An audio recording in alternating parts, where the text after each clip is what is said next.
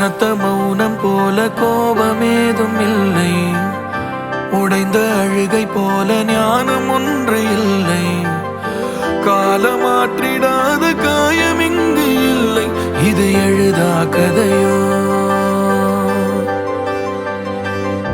கலைந்து போன கனவு மீண்டும் சேர்வதில்லை, கரையை சேரும் மலைகள் பிரிவில்